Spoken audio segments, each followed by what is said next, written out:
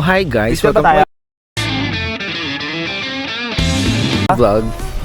Ayan. Dito tayo? Ako magpipicture sa inyo. So nandito tayo ngayon sa may ano, para magsama. Culebra Island. Ayan. Ito ang gagawin ko. Tara, gusto. White sand. Pwede ako sa kanan eh. With Rider Chick and Rush G.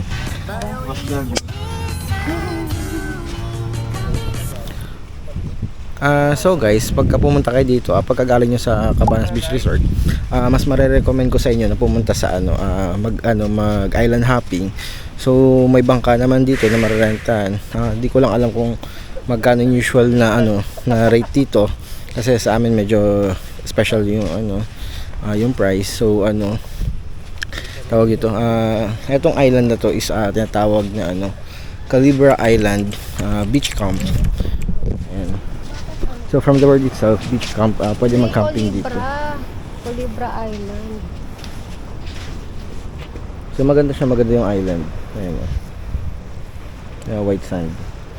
And then build sila ng mga bato na may iba-ibang kagaya ng mga ganyan, pinagpapatong-patong. Ayan, tsaka may mga din, mga cottages. Ayan. So ayan, kasama natin yung kaibigan natin, si Rider Chick, yung mapang-asar natin kaibigan. So si Rosh G nandun doon, naghahanap ng spot na mapagpalipad ng drone. So eto, ayan, marami palang cottages dito. Ayan. So ngayon, kami lang yung guest ngayon dito. Hindi pa kasi ganun ka-develop yung area, pero wow, diba? Mapapawaw ka sa ganda ng area na to. Wow! Ayan.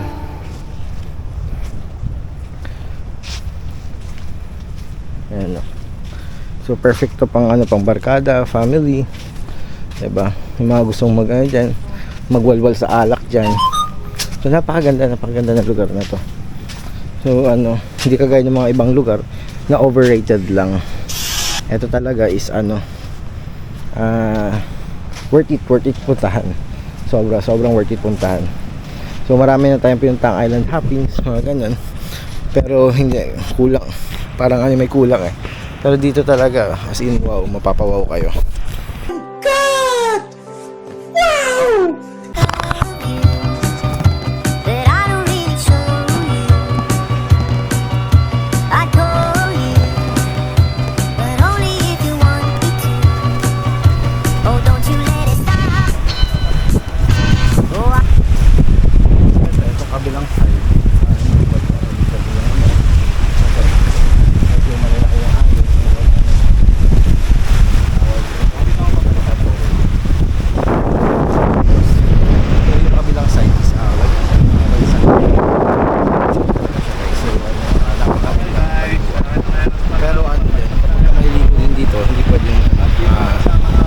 Life jacket kasi yung area dito merong parang pampang.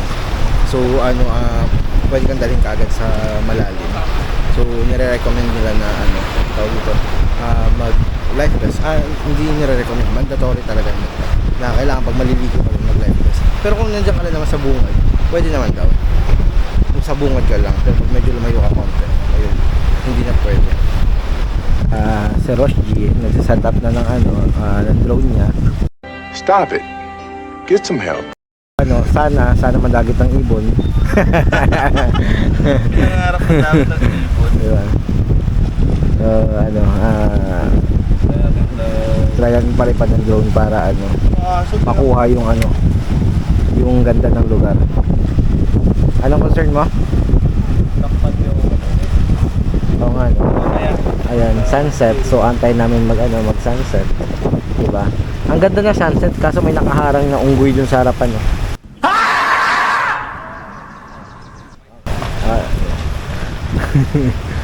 medyo it's not good time to fly because the wind is very strong for this kind of drone. So what we will do is we will fly this drone at a risky timing. So let's try it out, guys.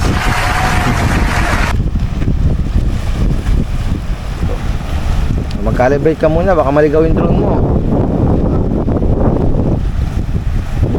Naka-rebate yun. Kasi ano, yung may kaibigan kasi tayo dati na hindi nag-calibrate ng drone.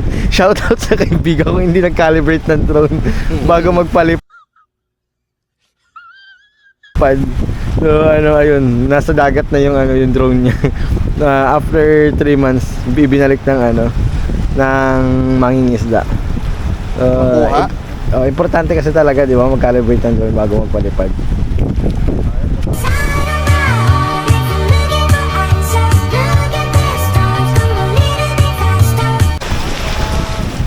So guys, alas 6 na ng gabi. So pabalik na tayo sa ano.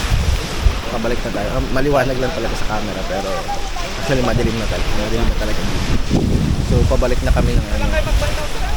Tawag ito. Pabalik na kami ng Cabanas Beach. So guys, lagi tayo nag-island hopping pero first time natin na inabot ng ganitong oras. So late na kasi kami nagising kasi nga anong oras na kami dumating. Around 9 na kami dumating. So ayun, magnakaw muna kami ng so ayun, pabalik na kami sa Cabanas.